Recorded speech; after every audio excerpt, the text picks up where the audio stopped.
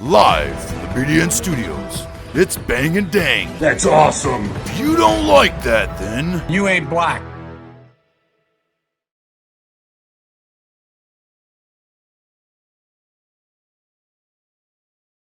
What's up, guys? Welcome back, or welcome to Outlaws and Gunslingers, and fresh off of a very, very long episode, probably the longest episode we've done to date. I think the only one that rivals over an hour and a half is one of the Wyatt Earp ones we did way back. But Black Wall Street, some crazy stuff going on there with some corrupt Tulsa and the whole state of Oklahoma suppressing it until damn near 100 years later, and wondering why people don't know about it.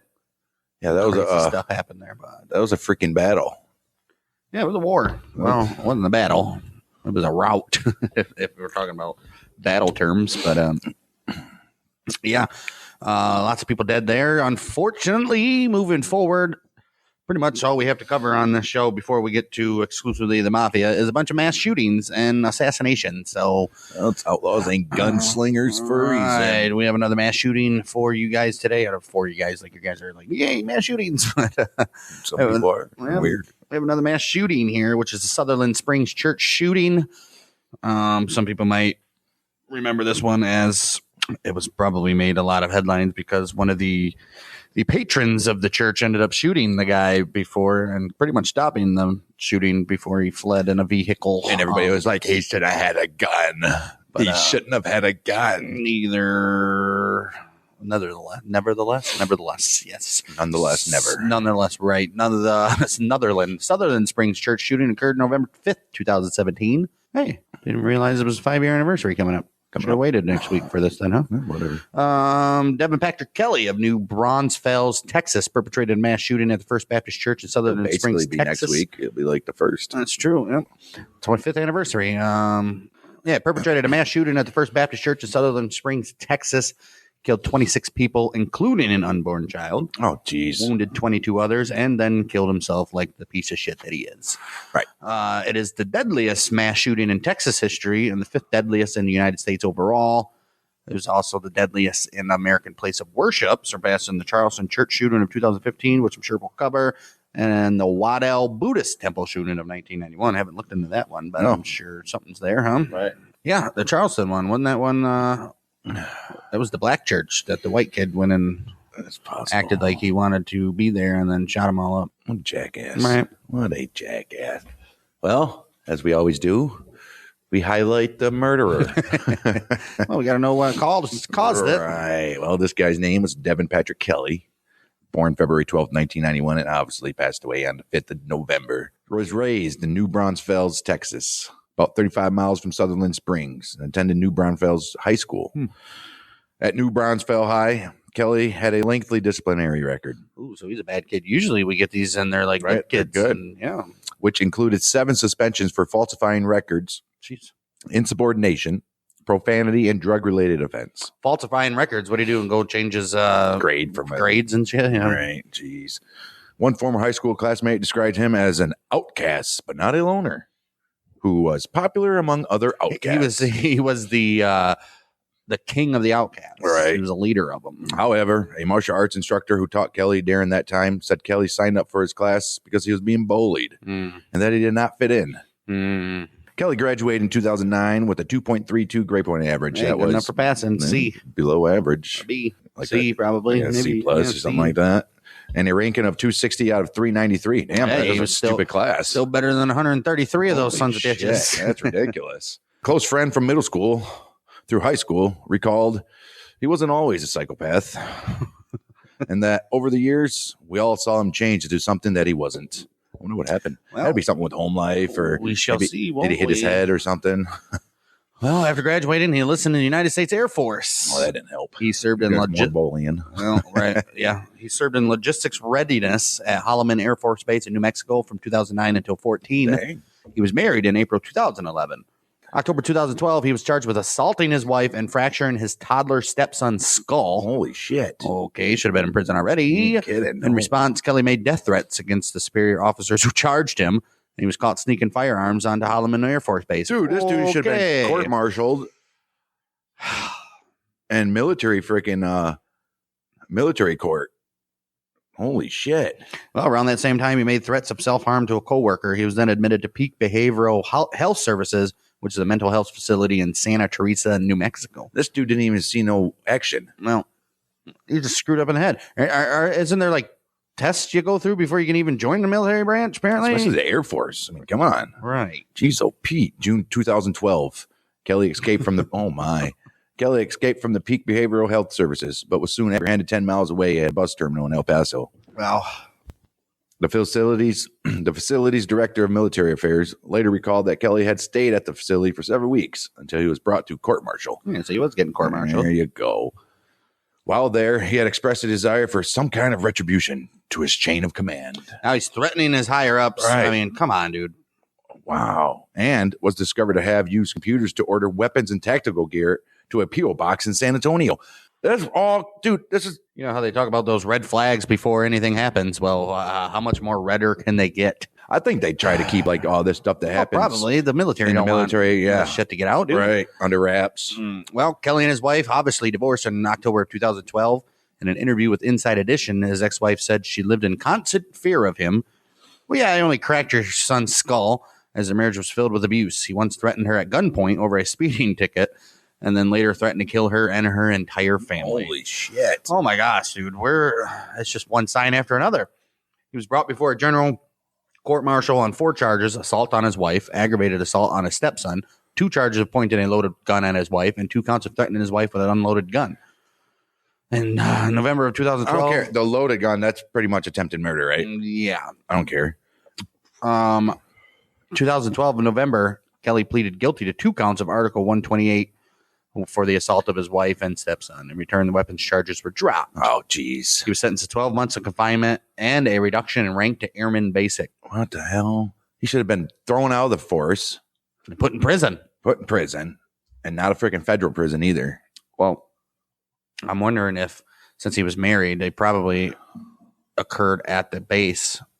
Yeah, so it's They all probably military. lived on the base, so they had to do a military thing.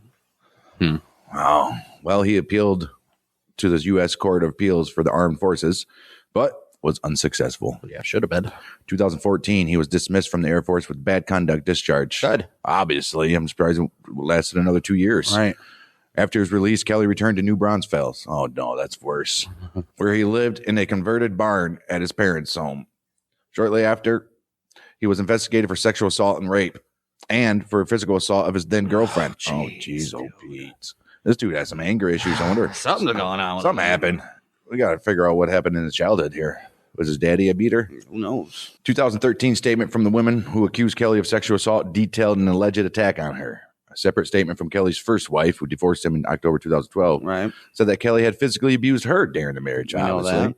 the woman wrote, "For a whole year, he slapped me, he choked me, he kicked me, waterboarded me, Oh, jeez. held a gun to my head." Jeez, oh, Pete. However, the Como County, Texas Sheriff's Office did not bring charges against Kelly. Why? Wow. And the case became inactive because the victim did not respond to 4 follow-up calls and messages from a sheriff's office Yeah, detective. 'cause she probably told her he was going to kill her. Right. Oh, my, dude. my The police are so incompetent sometimes. I don't understand. Dude, this guy's got a record a mile long since freaking middle school. Of abuse. Well, not only that, a record already of pointing loaded guns at people's heads and abusing kids, nonetheless. I mean, geez. Wow. Well, somehow he got another girl to marry him. April 4th, 2014, he married his then girlfriend. The couple moved into a mobile home in Colorado Springs, Colorado, That just makes the stereotype even worse. where he was charged in August 2014 for misdemeanor cruelty to animals after beating his malnourished husky. Oh, jeez. He was given a deferred sentence of probation and was ordered to pay a restitution and other fees. Charge was dismissed in March of 2016. Why? After he completed the sentence. Oh, jeez. January 2015, a resident of El Paso County, Colorado, was granted a protection order against him. Why? Probably threatening him and stuff. Oh, my gosh. It was probably a neighbor, I bet, or something. Kelly attended the First Baptist Church in Kingsville, Texas from May to June 2014 and volunteered as a helper for one day of vacation Bible school. Good for him, I guess. Getting your life on track, right? Later on, he stopped volunteering at the summer Bible class and became vocally anti-religious, posting about atheism online. How do you How do you switch like that? I don't know, man. Because this dude's got clearly something wrong with his brain. Right. Social media posts. Kelly often tried to preach his atheism, described people who believed in God as stupid. His posts causing numerous former classmates to delete him as a friend on Facebook. Yeah, I bet. And he also expressed himself as an interest in church shootings. So this is all documented and should be flagged. But hey, guess what? Obviously, it's not. What year was this? 2016 when he was doing this? 17 was the shooting. Oh, geez. I mean, come on. They were. Sure, he was doing it all the way up then. Geez, so Pete, this time they were fucking trying to get rid of Donald Trump. They were flagging everybody. Right. Well, no, because he said people who believe in God is stupid, so everybody praised him for it, probably. So. Oh, hell yeah. Mm-hmm. At the time of the shooting, Kelly was again living at his parents' property in New Braunfels. Doesn't surprise me. Where was his wife? He reportedly lied about his background to pass a background check and to attain a license from the Texas Department of Public Safety. Isn't the purpose of background check to see what your background is? Right. He was like, here's my background check. Right. Looks good to me. Wow. Dude. Anyway, he wanted to be a security guard and was a security worker at Summit Vacation and RV Resort in New Braunfels. Armed? He had previously worked as an unarmed security guard at the Schlitterbahn Water Park and Resort in New Braunfels. And he was fired after less than 6 weeks on the job. Jeez, dude. Wonder why. Because he's a piece of shit. Right. While he was working at the Summit Vacation and RV Resort, a family who encountered him commented on how creepy he had seemed. One member described he seemed angry. He seemed annoyed by us. That's probably why I got fired from the first one. Right. And he seemed like he wanted to exert some authority. Yeah, because he was probably like, don't you? Yeah, he was like, who's the one? Or what the hell was it? Well, I guess you could say Friday After Next, where he becomes security guard and he's over there doing everything. I mean, calm down, dude. Right. Top flight security, Craig. On the night of October 31st, less than a week before the shooting, Kelly attended a festival at the First Baptist Church wearing all black. Okay. According to two parishioners who were at the festival, he acted so strangely that people had to keep an eye on him. One also examined him to make sure he was not carrying a firearm. According to a former Air Force colleague who temporarily got reacquainted with him online, he claimed that he would buy dogs and other animals and use them for target practice. Holy shit. Jeez, he also expressed his obsession with mass murders, including the Charleston church shooting, which happened a couple years before, and joked about committing one himself. I don't think he was joking. That's not a joke. These comments prompted her to block him on Facebook. She said, enough of this guy. Holy son of a shit. bitch. Wow. Jeez, oh, Pete. Kelly's estranged. Well, I'm sure she is estranged. Right. Kelly's estranged second wife sometimes attended First Baptist Church in Sutherland Springs with her family. Prior to the shooting, he sent the threatening text messages to her mother. His wife and her mother were not at church when the attack occurred, but he killed his wife's grandmother at the church. Wow. Jeez, oh, Pete. 2012, Kelly purchased two guns, a European-American Armory Windicator 38 caliber revolver and a 9mm SIG Sauer. 6 hour, man. 6 hour? P250 pistol. And he purchased these from the HAFB base exchange. He purchased them from the Air Force. Right. Wow. And they allowed him? Well, this is 2012, so it might have been before he got... Right. Right. Kelly later purchased 4 more guns, including a 9mm Glock 19 pistol, a 22 caliber Ruger SR22 pistol, a Ruger GP 157 Magnum, and a Ruger AR 556 rifle. And he purchased these at stores in Colorado and Texas between 2014 and 2017. 29. How's he getting these guns? Shouldn't he get firearm charges? Shouldn't he not be able to buy guns? He's not a felon, so. October 20. And how was those charges got dropped? Not just the one that he served a sentence for, the stupid one. But his wife's stuff. Yeah, they got dropped. Yeah, the firearms got dropped. The firearms, they're right. Yeah, he pled guilty for the beatings. I beat him. The beatums. 29th of October, a week before the shooting, he posted a photo of what appeared to be a Ruger Model AR 556 rifle. Well, probably it was. Right, he did that on his Facebook profile. A Ruger AR 556 rifle was used in the attack. 2 handguns were also found in Kelly's vehicle. Jeez, dude. Kelly purchased the semi-automatic rifle used in the shooting from an Academy Sports and Outdoor store in San Antonio, April 7, 2016. He filled out the required ATF Form 4473 and falsely indicated that he did not have a disqualifying criminal history. I don't care if he falsely indicated it or not. They should fucking find out. Right. Jeez. Get his ID. Run his name. All right, come on. In Texas, an FBI National Instant Criminal Background Check System, the NICS, Check is required at the time of purchase for all firearms except for purchasers with a valid license to carry a handgun, which the state of Texas denied his application for a license to carry a handgun, though. So he had to fill out that background check then. All right. No license of any kind is required to purchase firearms under Texas state law. I mean, you don't have to. You can purchase it. You just can't carry a handgun. Right. Kelly's general court-martial guilty plea should have made it illegal for him to own, buy, or possess a firearm or ammunition. Right. The commission should have been flagged by NICS and prevented the purchase. I mean, come on. So another failure from that should be the first thing to pop up on a background check is freaking Air Force. Court-martialed in the Air Force, weapons charges. And Jeez, you don't have to dig for those records. No. Jeez, freaking. Well, you do, and apparently the Air Force suppresses them. All right. Federal law prohibits those convicted of domestic violence, even if it's only a misdemeanor, from possessing firearms. Right. Really? Yeah. We were focusing on the gun charges, but if even domestic violence, you can't. Wow. That's fantastic. However, the Air Force failed to relay the court-martial convictions to the FBI. Oh, my goodness. In a statement admitting the oversight, the Air Force said, initial information indicates that Kelly's domestic violence offense was not entered into the National Crime Information Center. Why? Who's ever in charge of entering that into the database should be fired immediately, and the commander should be fired. You are not relieved. Wherever the Holloman Air Force Base. Oh, my. One day after the shooting, the Air Force said... the base he served at. Right. One day after the shooting, the Air Force said it had launched a review of how the service handled the criminal records of former airman Devin P. Kelly following his 2012 domestic violence conviction. I'm sure he did. Cheezo Pete. 3 days after the shooting, Vice President Mike Pence visited the crime scene. He said, "We will find why this information was not properly recorded in 2012, and we will work with leaders in the Congress to ensure that this never happens again." Well, that was a lie.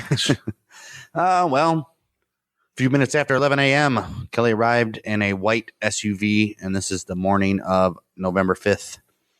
He arrived at the First Baptist Church in Sutherland Springs around 11:20. He stepped out of the SUV wearing a black tactical gear, a ballistic vest, and a black face mask featuring a white skull, and wielding a Ruger AR-556 semi-automatic. He approached the church from the right, opening fire on and killing 2 people outside the church and continued to fire on the building itself. He then entered through the right side door where worshipers were attending regular Sunday service. Jeez, nobody heard the shots outside? So you got 2 of them up front. Yeah. Wow. While inside, Kelly yelled, "Everybody dies, motherfuckers!" Jeez. As he proceeded up and down the center aisle and shot people in the pews. You imagine them? I'm he sure went they were pew pew into the pews. That's fucked up.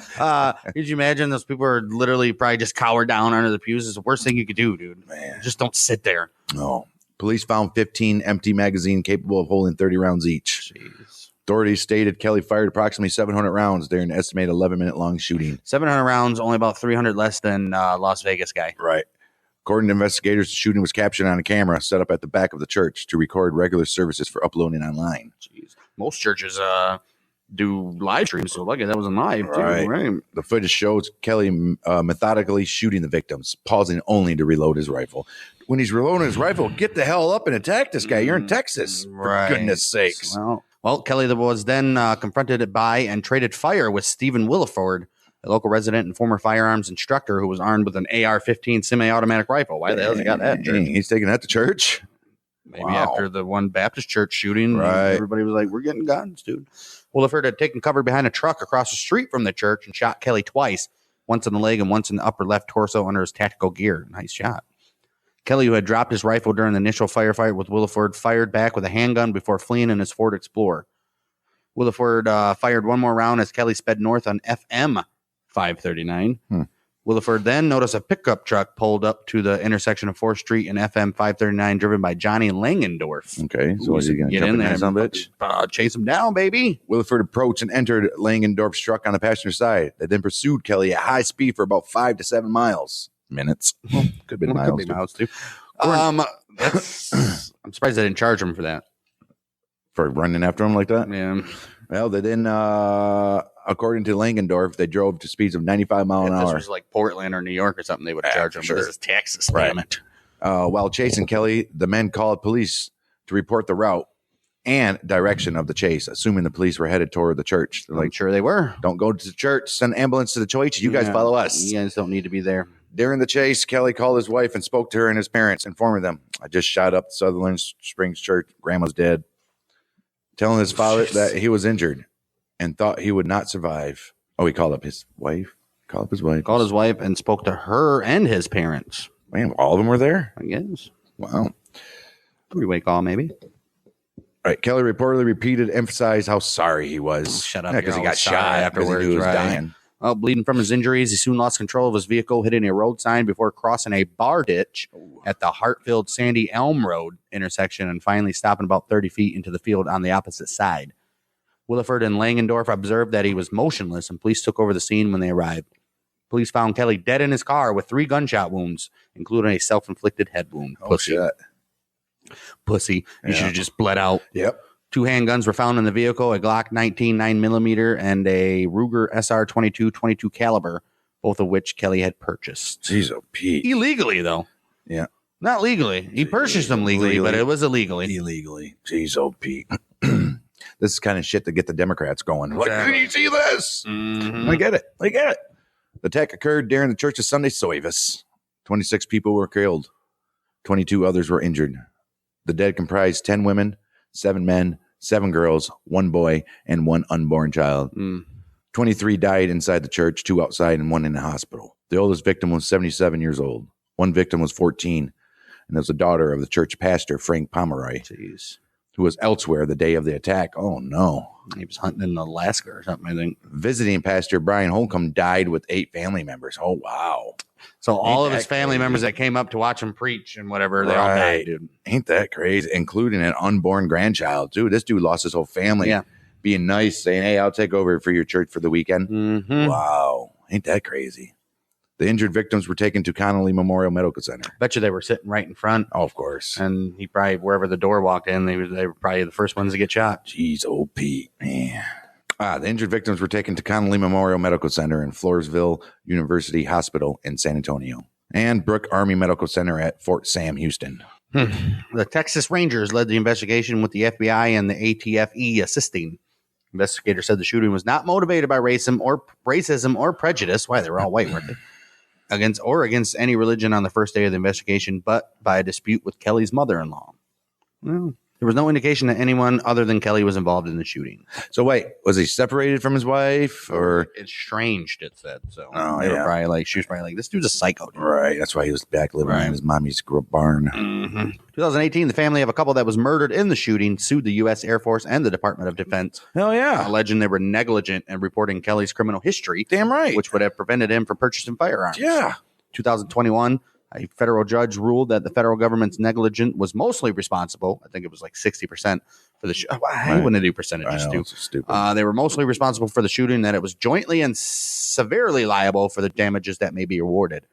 In the end, damages were assessed by a federal judge at more than $230 million to quote unquote survivors and victims and their families. Wow. $230 million. As far as I know, though, that still it's been appealed by, of course, the Air Force, and I don't think they will never get the money. I don't think it's judgment yet. So yeah, they'll never get the money. If so, it'll be 2015, 30 years from now. Jeez. And it'll be half of that. Right. The shooting and money will be worthless by then anyway. The shooting brought attention to gaps in reporting to the federal background check system intended to ban convicted domestic abusers such as Kelly. It's not gaps, it's stupidity in the Air Force of all things. Since 1996, the Lattenberg Amendment has prohibited the sale of firearms to those convicted domestic abuse offenses, even misdemeanors. I didn't know that. But gaps in reporting continue to exist. Of course they do, assholes. November 15th, opening day of gun season. All right. 2017, the day 9 victims of the shooting were buried. Dang, 10 days later. Senator John Cornyn, who's a Republican from Texas, introduced the Fix NICS Act of 2017. And he said this is going to address deficiencies in the reporting process. It's also going to impose severe penalties for the failure of agencies to report convictions. Yeah, that's probably the most important one. Yes. The very next day, Congressman Henry Cooler, a Democrat from Texas, whose district, Texas 28th, includes Sutherland Springs, introduced a version in the House of Representatives. So you're like, all right, we're going to do this shit now. Yeah. Well, Cooler's bill was superseded by H.R. 4477, introduced by Congressman John Culberson, a Republican from Texas, representing Texas's 7th district, including Western Houston and Harris County. Cool. The final version of the Fix NICS Act was passed as part of the Consolidated Appropriations Act of 2018, signed by President Donald Trump on March 23rd, 2018. A week later, Cornyn met with survivors and victims' family at First Baptist Church in Sutherland Springs to discuss details of the legislation. Between November 5th, 2017 and March 30th of 2018, the U.S. Air Force turned over at least 4,000 outstanding records to the FBI. That's ridiculous. Outstanding, meaning they haven't even filed them with the FBI, dude. That is so fucked. That's ridiculous. Donald Trump, who was the 45th president of the United States at the time of the shooting, said at a press conference in Tokyo that I think the mental health is a problem here. Well, clearly, we've been saying that for a while now that we've had these episodes. And the first thing we thought of when we started reading about this guy. Instant. And he said, based on preliminary reports, this was a very deranged individual with a lot of problems other than a very long period. Yeah. Over a very long period. Very long period of time. He says, we have a lot of mental health problems in our country, as do other countries. But this You is had to get that in there, though. But this isn't a gun situation. We could go into it, but it's a little bit soon to go into it. Fortunately, somebody else had a gun that was shooting in the opposite direction. Otherwise, it wouldn't have been as bad as it was. It would have been much worse. It wouldn't have been as bad as it was. It would have been. It would have. What? Otherwise, it wouldn't have been as bad as it was. It would have been much worse. Make no sense, Donald Trump. Trump was asked about gun policy while visiting Seoul, South Korea, in response to a proposal for extreme vetting of gun ownership. He said that this would have made no difference. It wouldn't have. Well, it would have made a difference if the fucking Air Force would have filed his work. Right. That's what I'm saying. That's why the policies works if you actually do it. You actually follow protocol. The policy. Well, he's saying this would have been no different. No, the difference is it would have been a difference had the paperwork been filed by the stupid Air Force. Right. He wouldn't even have got the gun. Right. He said that stricter gun control measures might have prevented Stephen Willeford from shooting Kelly. Oh, that's true, too. That's also and commented, instead of having 26 dead, he would have had hundreds more dead. Well, I don't think there was hundreds in the church, Donald. After the shooting, Trump issued a presidential proclamation honoring the victims and ordered the United States flag at half staff at the White House and all public and military sites until the sunset of November 9th. Good for him. Especially Willeford-based stupid assholes. Right. Willeford was called a hero for what he did. Yeah, good for him. Texas Governor Greg Abbott said that the shooting will be a long, suffering mourning for those in pain. Texas Attorney General Ken Paxton proposed that churches employ professional armed security guards, which is stupid, or at least arm more parishioners to counter church shootings, which he said have happened forever. And he says it will again. Yeah. Paxton was criticized by Manny Garcia, the Texas Democratic Party's deputy executive director, who said that Texans deserve more from their chief law enforcement official. How about hold the Air Force base accountable? Could we get to that or no? November 9th, the pastor of the church, Frank Pomeroy, announced that the building would be demolished and be replaced with a prayer garden, stating that would be too painful to the victims to keep the building as is. Yeah, I would assume. Right. Later in the month, he told the New York Times that reports of the church being demolished were inaccurate. Wait, what? Then a decision on the future of the church had not been I mean, I don't agree with that. I think they should leave it up. Go in there every single day. Well, they didn't demolish Columbine. They did demolish Sandy Hook, though. Well, they had to. They didn't demolish Parkland, as far as I know. I mean, I don't know, I guess. Remodel it, at least. Right. Fake news websites and far-right agitators promoted misleading and deceptive stories, along with conspiracy theories about the incident. They associated the shooter with arranged people and groups the far-right opposes, such as identifying him as a Democrat. Hillary Clinton. I don't know. I would say his views, anti-church and all that, is more in line with the Democrat. It sure in hell is. A Bernie Sanders supporter, an alternative left supporter, a radical Muslim. Well, I don't think it was a Muslim. Or claiming that he carried an Antifa flag and told churchgoers, this is a communist revolution. I would say there's survivors there that would say he said that, and I don't think it's been said. So. Right. Some reports falsely claimed that he targeted the church because they were white conservatives. No, that's where his family went. He wanted to murder his family. He's done said it. Democratic U.S. Representative Vicente Gonzalez twice incorrectly named the shooter as Sam Hyde, a comedian who is often jokingly referred to as a perpetrator on social media. Gonzalez said that he had been given the name by officials. Oh, my. I don't remember that. No, he's a comedian, and they use him for memes and stuff. Right. Jeez. Oh, Pete. And this dude's like, yep, it was Sam Hyde. An idiot. Conspiracy theories circulated at the hospital where victims were being treated. According to the Washington Post, a group of women who said they knew the victims were overheard discussing the shooting as a false flag operation designed to manipulate the public towards some nefarious end. The Post reporter sought to inquire further, but the women pushed her away, saying she is a part of it, which meaning the conspiracy, after which the reporter was moved from the hospital by police. Misinformation mirrored similar events in the aftermath of the Las Vegas shooting a few weeks earlier. Right, it was just a few weeks. in which perpetrator Stephen Paddock was falsely linked to leftist and Islamist groups. Well, it's not being confirmed. Right. And plus, when they start trying to deny stuff like that, we don't know nothing about this guy or anything. He could have been. That's why the Air Force didn't do anything. Maybe. Send him in. He could have been groomed by the FBI to do this shit. 2018, two conspiracy theorists, Jody Mann and Robert Usry, were arrested after accosting the church's pastor, whose daughter was killed in the shooting. Both were charged with trespassing and resisting arrest. Usry was also charged with making a terroristic threat and possession of marijuana. It's Texas. Don't do that in Texas. It's like having marijuana in Russia. Mann and Usry denying that the massacre occurred and instead promoted a false flag conspiracy on the internet. Like, this is false flag. This is what they want you to think. They want to take our guns. Right? Yeah. Asserting that the Sutherland Springs attack and the other attacks were orchestrated for political purposes, which I believe a lot of these are. You know what? I believe most mass shootings that don't happen in Chicago, St. Louis, and New York, and Detroit, and Saginaw, and Flint. Oakland. But most mass shootings like these are in a place of like this. I think most of them. This guy clearly had an issue, and I think this guy he was looking to kill his family. I don't know. All I know is that you can never be too sure nowadays after. If you look at the history of the government and lying about attacks and other stuff to set up other things, you can never not question what's real and what's not real. So I don't think it's wrong to question it. Right. Obviously, we don't deny people died. Right. But who knows what the ulterior motive is? We all know they'll sacrifice people to promote their whatever. Over 2,000 of them died one day in September. So 2001. Questioning it's different than denying it. Right. Much. Wow. And of course, the victims: Keith Allen Braden, age 62, Robert Michael Corrigan, 51, Shani Louise Corrigan, 51, Emily Garcia, age 7, Emily Rose Hill, age 11, Gregory Lynn Hill, 13, Megan Gale Hill, 9. That's all three of their kids. Jeez. Carlin Bright Holcomb, unborn child. Crystal Marie Holcomb, 36. John Brian Holcomb, 60.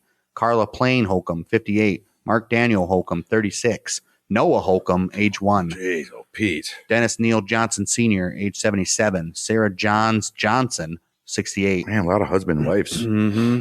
Haley Kruger, 16. Karen Sue Marshall, 56. Robert Scott Marshall, 56.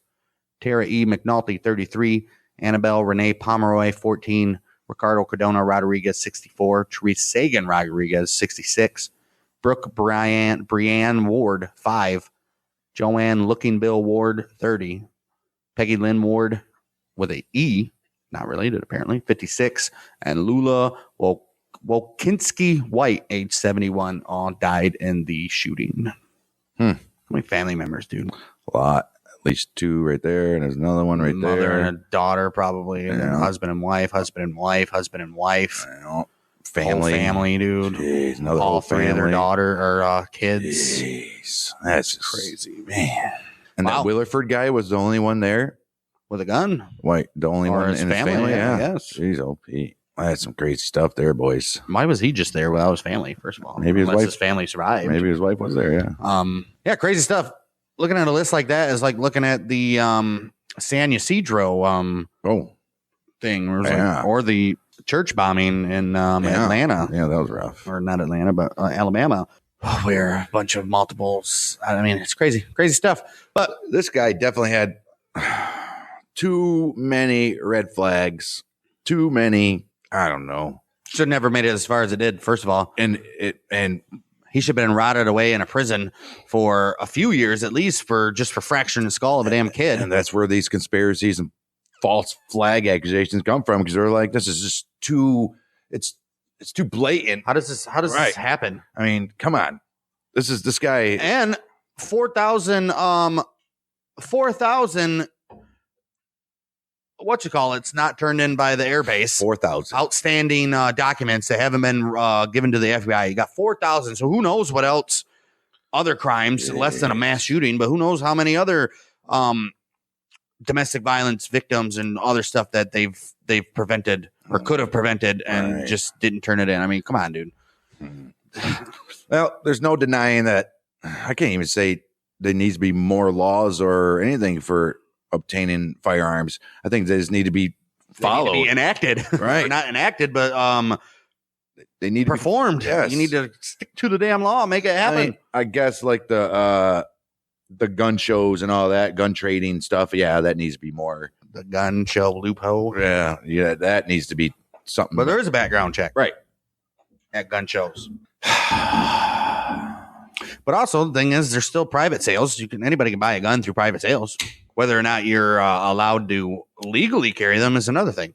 You could have a record, but still buy a gun from a private citizen, private dealer. Yeah, no one knows that you bought it. Right. It's like freaking. Well, a responsible owner, if somebody has their gun registered, they're supposed to.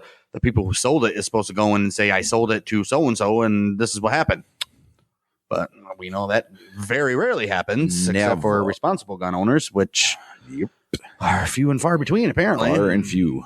Well, actually, there's probably the amount of responsible gun owners probably outweighs 90 to 10%, but it's definitely. The 10% that it's just like these woke people, the minority is the loudest. Right. Yeah, that'll do it for us. Considerably shorter episode than what we did last time, but I mean, not much is really known about this guy's past, apparently, but I wonder why. It's pretty straightforward stuff. When the guy kills himself, there's no trial to go through and get the insides of this guy's brain and why he did what he did and whatever. But that's also a thing. When the people kill themselves, is that on purpose or you know, who knows? We'll never know. Just like the Las Vegas and just like all the other stuff where stuff's involved, we'll never know the truth, the real truth. Never. But again, if you think we missed anything or got anything wrong, email us at bangdangpodcast@gmail.com. Let us know. And with that being said, we, like I said at the beginning, we have only assassinations and mass shootings left on our list before we get to the mafia. So it'll either be, well, I'm thinking coming up in November, it'll be the JFK assassination. That's when that occurred. So maybe we'll do, that's going to be at least a two-parter for sure. So maybe we'll start that next week and conclude it near when I think he was shot like 17th or something, somewhere around there. But it was in 63. It's actually going to be the 40th anniversary, or 39th anniversary. We can't wait till 2023 to do it, so we'll do it now. But yeah, we'll be back for probably JFK. If not, then something between that. But JFK will definitely be coming up before the end of the month's over, and that's what we do. In other words, go check out Battles of the American Civil War. We're approaching second Bull Run. And McClellan's a piece of shit. He's about to be relieved of his duties. And also sports history of the week, where we go through. We're finally starting to get into foosball and basketball and hockey and getting these World Series out of the way. So got a lot of stuff over there. Bang Dang Network. Go look us up. Maybe we should start putting the wrestling facts in there. Well, I don't think so. No. We'll be back next week with another episode of Outlaws, Gunslingers, and Mother Michiganders with Bang Dang.